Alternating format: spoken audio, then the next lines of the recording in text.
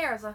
So, one of the things that's basically going on with this challenge that I didn't really think about is that even though we're both reading books that at some point in time we had picked out on our own, well, essentially what we're doing is having someone else pick out the books that we read, even though we said, yeah, I kind of want to read this at some point. And one of the things I didn't realize is that there's certain genres that, yeah, I'll want to read some books, maybe a couple at a time or one at a time, but I don't really want to super binge read them. And I started discovering that during this challenge because I've had a lot of romantically inclined books right now, and I am sick and tired of them. So, this most recent one that you had me read was Boomerang by Noelle August.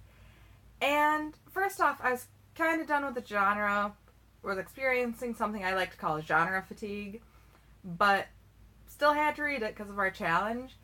And so that did kind of affect how I was able to enjoy it because I didn't want to read another book of that genre.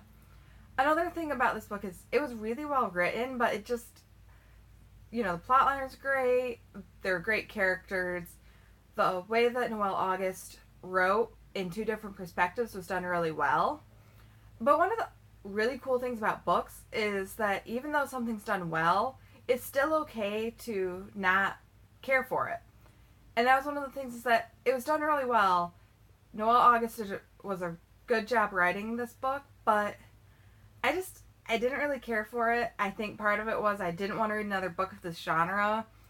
And another part of it is just the entire thing didn't really appeal to me.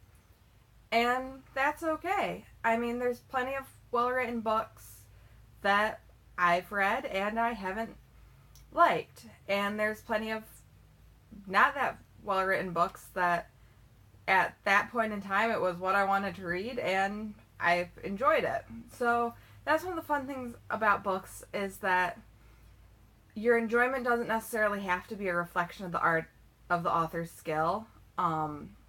And sometimes books that you don't read, you come back and read it, and you really love them. I mean, that's what happened with Harry Potter. The first time I read it, I didn't actually make it through the first book because I didn't really care for it.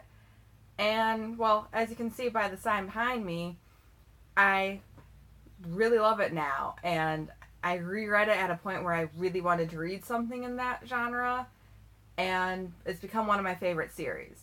So, yeah, Boomerang, basically, if you want to know what it's about, watch Rosa's challenge video. But yeah, I'd give it like a 3 out of 5 stars.